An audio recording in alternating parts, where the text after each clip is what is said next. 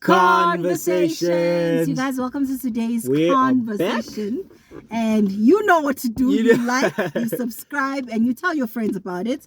And I'm so glad that you guys really enjoyed the content. So today we're going to talk about Uti, showing up as your authentic self. Ooh. Right? I'm going to start off by asking you, Uti, is it something you struggle with? Or is it something you find easy? Easy. And I'm saying this, there's a little bit of pride in it because I've worked to get where I'm at, showing up authentically. I've worked to rub off anything that speaks against purity of who I am and authentic. Okay, very good, because how would you define showing up as self, as being your authentic self? I think we know when we speaking against who we are, saying something that's untruthful, and when we lie based on Nyazuguti, this thing that I'm saying now, this thing that I'm about to do is against you. So it's almost a thing of you need to have a mark, a benchmark. Everything, it's almost like the ultimate truth. Anything that's outside of that, you easily know this is away from the ultimate. But see, here's the thing though. Here's the thing. It sounds very easy now. It sounds very easy. Just show up as the true self, as the truth of who you are. But there are some moments where who you are, and not even in a unkind, in a mean way, but there are some moments where who you are goes against what's happening right now. Or there are some moments that require you to compromise, and not even in an ugly or in a I'm compromising my beliefs. I'm not even talking about that. It's not even like a slit your wrist type of thing, but there are some moments that require you to consider the other person over yourself. Yes. Almost, I don't know, someone in the movie made this an example. Say your wife is pregnant, and then she asks you, how do I look? And he says, she definitely looks like a pregnant cow, but you can't say that because you're considering the other person. So I think wisdom is a bit involved. Okay. But also, not also that, dying to self again, I think. There are times where we need to die to self, but we need wisdom to know what to in the longer run, in the future, how does my act or my reaction to this affect wisdom? I think here's a hard question. Open authenticity when I've died to self. Can I think about it? But while I'm still thinking about it, you said something. The opposite of authenticity is generic. Explain that. I still am a bit lost. Okay, so the opposite of authenticity is generic, in the sense of, what does generic mean? Generic means it's a common thing. It's common. It's everywhere. It's generic. It's just is, right? We even speak of, and I'm going to go into my perfume brain. We speak of generic perfume, which means it's a rip-off of the real thing. Okay. So if you're not being authentic, you're being common. Okay. I've given this dying to self a thought.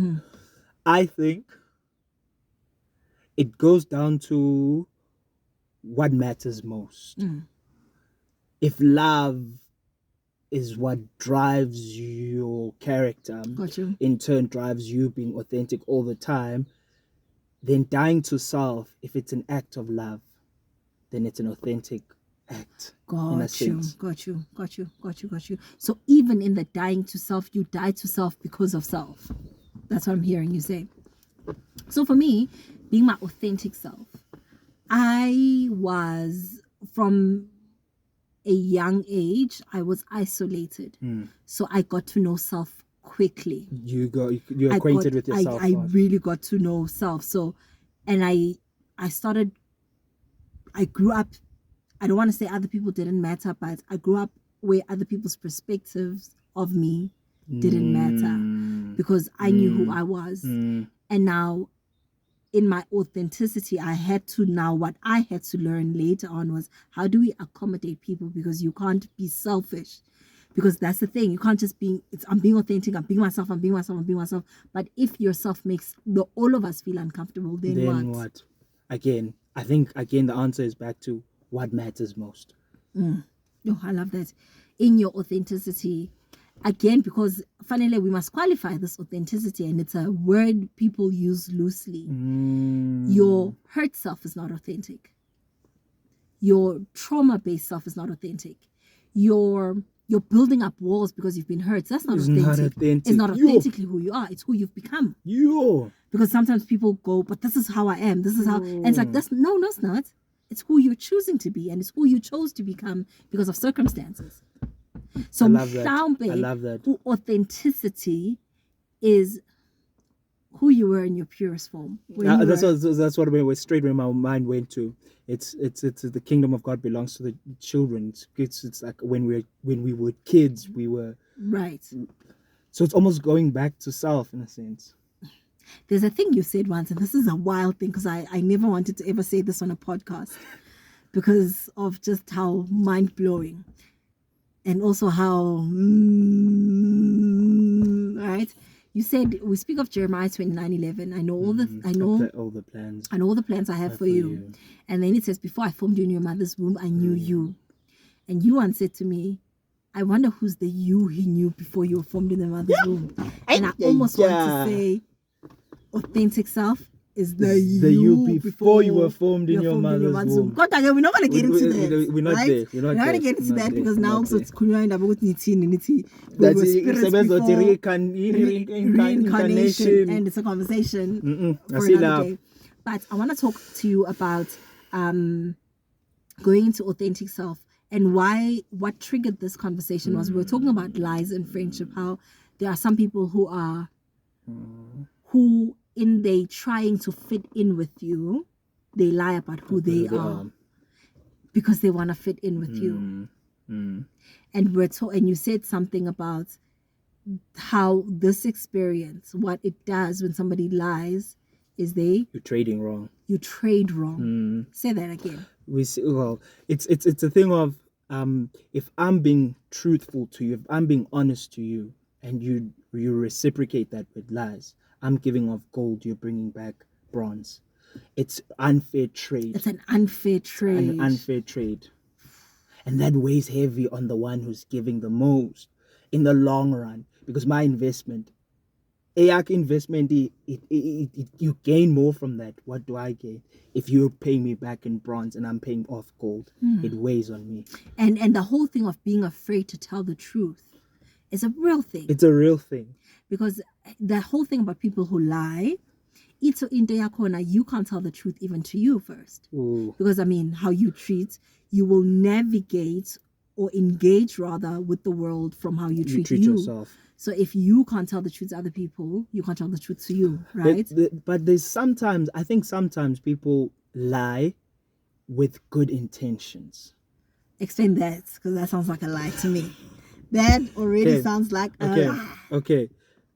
My intention for this relationship, for this friendship, is for it to be lengthy, for it to last. Okay. I end up showing up as who this relationship is required or you need, because my intention is to lengthen this relationship. The intentions are good. The idea is wrong. Then no. Don't think so? No, I don't think so. I hear you, but I don't think so. It's not, then it wasn't the question of intention, because if you're holding on to me while you're lying about who you are, then you're using me. Then you're using me, because then you're using me. I might be using you. Well, I might be indirectly using you. Directly, I don't want to lose you. In a sense, I'm lying to you so that I can hold on to you unaware, because obviously it goes back to, if you continuously lie yourself, you start believing in lies work. So you're trying to form the world or form the reality in your lies because of the idea that you have. If I show up authentically, it's seeing the world wrong. It's seeing authenticity. But remember what I used to say to you. There's a thing I said to you when you and I started walking a journey. You guys don't know I mentor Shag. So I often say, when you've seen him, you've seen parts of me. And I say parts because there are some parts just There are some parts. Don't see me somewhere and say, Miss Toulouse. No. No, that there are some parts where I'm just like, I promise you I'm not in it. But there's a thing I used to say to you. I said to you, my one rule. I have one rule. And what's my one rule?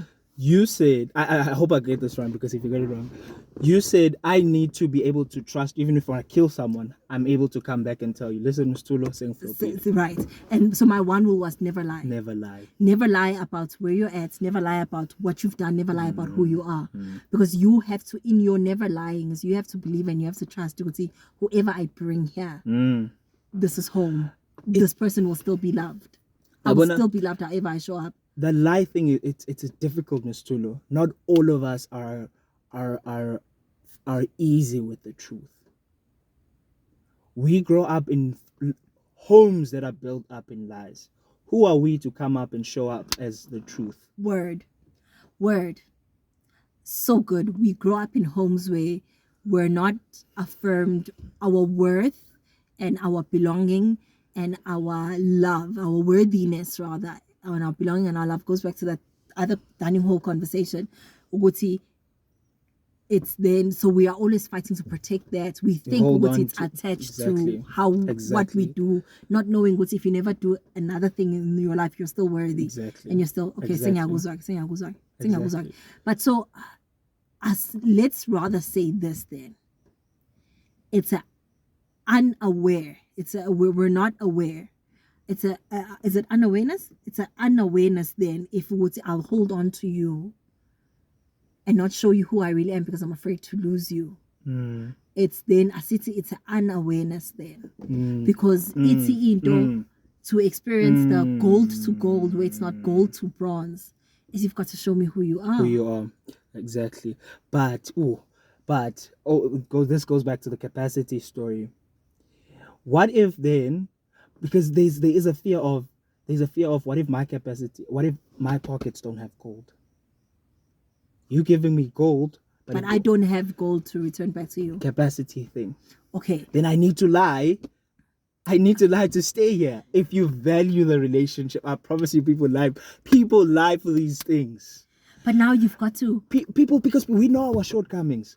It's not like we're unaware. Yes, the unawareness is a thing, but sometimes we are aware of our shortcomings. We definitely most are acquainted to our shortcomings before we are acquainted to our capabilities.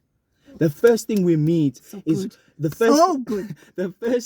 first thing I will know is what I cannot do. Before I know what I can do, I first know what I cannot do. So I say, and I know this because I've seen it. I say this: if I assume Miss Tulo is giving me gold, I know Shaga only has silver, max. But I mean, gold is good. So I value this relationship. But see, this is the thing though. This is the thing. So what's the issue here is when you're giving me gold and I bring my silver, I have to know, Uguti, my silver is enough. Exactly. And I have to know, Uguti, it's not. But if ngazi. But and my fear with continuing to pretend like I've got gold when I don't. My biggest fear is we rob the relationship of what it could be. If value of the relationship is robbed. If what it could be, if somebody deceived authentically and said, look, I can't run the 2 miles with you. But I'll walk it maybe. Because it's I think of it this way. What's worse than somebody who says, I don't have it, so obviously the answer is, or somebody says I don't have it but I'll try. I think I'm lying about what I have. Obviously the truth. So I think going back to how do we show up authentically? Okay. The big question is how do we show up authentically? Now, what would you say? How do we show up authentically? One, in spaces where you're the one with the silver and the other person's giving you gold. In a space where you go, I don't want to lose this person, but I realize I don't have the capacity to reciprocate. I think it goes back to that worth thing. Okay. We need to be aware. We need to accept our worth is not attached to what we offer and what we bring. Hallelujah.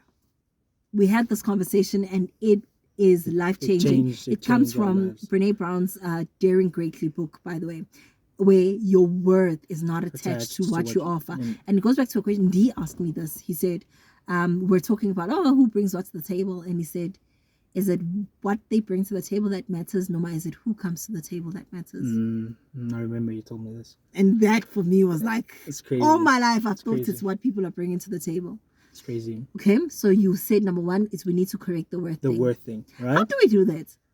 Because a lot of times people attach their achievements to their worth. 100%, and the failures as well. And their failures to their worth. How do we get to a place where there's no there's no formula? But what I think it starts with hangers. I don't know. I would say self-awareness. It starts with whenever people are talking about doing the work on you. So how that would look like is you go sit and you look at where am I attaching worth to achievements? Where do I think I am better because I have? You get what I'm saying? Where, and the things that make me feel good about myself, what is it? Is it things that are tangible? Because if it's things that are tangible that make you feel good about yourself, I can tell you now, you're not moving from a place of worthiness. Jackie Perry spoke about it. It's when we idolize things. When those things are taken away, then who are you? Can crumble. It is worthiness. Worthiness. If I haven't and if I don't, I must still stand up and say I'm phenomenal. 100%. If I never speak again, 100%. I will still stand and say I'm phenomenal. As in, I move because I'm phenomenal. Then I'm able to. I'm engaging with the world from a place of I'm phenomenal, but not just that, but I am loved. I think that's the most important one. I am loved. And so Master City, let's be practical, is you sit down, how my process works is with pen and paper. And I go, I feel loved when 1, 2, 3, and 4. And already knowing the fact that my love is attached to 1, 2, 3, and 4. We are able to then. And then we check, these 1, 2, 3, and 4, is it tangible things? Is it things that are eternal? Is it things that are, and are they things that are outside of myself? For immediately, I would say, if I'm looking at, if I've written down my list of when do I feel worthy, or what makes me feel worthy, what makes me feel loved, and I see there's everything that's showing up on that page is everything that is outside of myself. Then I think that's a test number one. I've attached worthiness and being loved to things that are outside of myself, and it shouldn't be. It should be to things that are inside of myself. And imagine if we all moved from and it's a thing place. I speak about in Dear Black Parents. I say parents affirm what their child does and not who the child is. Right? So I think one, being authentic is one, it will require moving and realizing your worth. And also another big thing, I think another very, very, very, very big thing is being honest about who you are. But it's a tough, because that word and honesty, it's the same thing. It's synonymous. The same thing, really. It's very synonymous. And it's being honest with who you are is always, in whatever circumstance, never blame anyone. Look here. In everything, look here. That's how do you cultivate authenticity? Is in everything. Look, I'm late for work because there was a car accident. No, let's look here. I back that. I back that so much. Also, when things go well, look here. Look here. Because it says, be careful. I don't know. It could have been terrorist. It says, be careful what you attached to when you receive things. Be careful what of the role you played when things succeed or when things go well. Because truth might be it's to not be honest with your part. Don't overestimate your part in the success of things. We think we're capable for the next thing, and then we get there. Woof. And it's a thing of in 3 laws of agreement.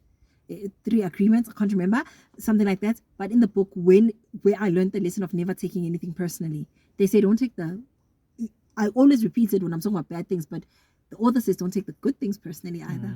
It's never personal. And that's hard. That is hard. That's hard because it might seem like you're saying don't clap for yourself, and that's not what we're saying. It's not what you're saying. But we're saying even in the clapping for yourself, don't attach it to worth. To worth. Goes back to the worth thing. So almost a thing of going back now to what was the question? How do we cultivate authenticity? Authenticity.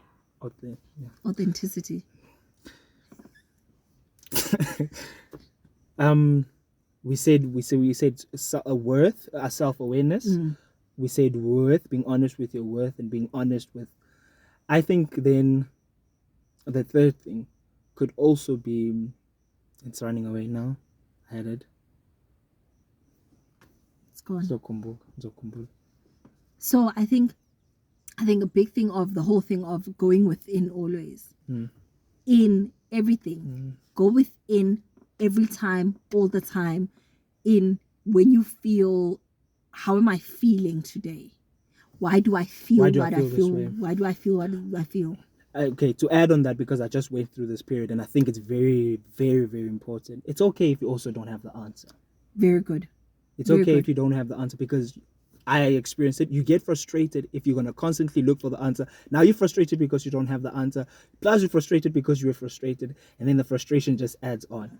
Maybe the most important thing is question it. Question it. And if you find answers, well done. But sometimes if you don't find answers, don't be frustrated with yourself, because sometimes we really don't know. And you know what? Darius Daniel says, we've quoted Darius Daniels in all our podcasts. But Darius Daniel says your feelings are real, but they may not always be right. Feelings are real, but they may not always be right. So I think cultivating authenticity is important. Number one, self-awareness. Yes. You have to know yourself. Yes. You have to know yourself, and in the knowing of yourself, you have to be honest with yourself. Be real. Number two, check your worthiness, literally in the pen and paper, sitting with. So City doing the work. That's what the work is. Practically sitting down and giving action. It's faith. Giving action to the faith. Giving action to the faith, where you're sitting down and you're going, okay, this is how I feel worthy. This is how I feel loved. And then number three, you're still waiting for your third one. I would say, and then paying attention to your feelings and paying attention to how you're moving in the world. In other words, when you get triggered. Why do you feel good now all of a sudden? Why do you feel low all of a sudden? Why did that make me feel jealous? Why did that make me feel jealous? And jealousy is not even it's not even bad. It's not bad. We're humans. It's not even like, and people say, it's not, when you sit with the feeling of, okay, because you will quickly realize what jealousy is coming from a place of, I don't think there's enough for all of us. Well, I don't think there's enough for me. That's what jealousy is. It's almost that thing that you said. We a lot of us have this idea, there's not enough space for greatness. Right. So, thank you guys. I love you for watching. Mwah. Thank you so much, guys. This was fun.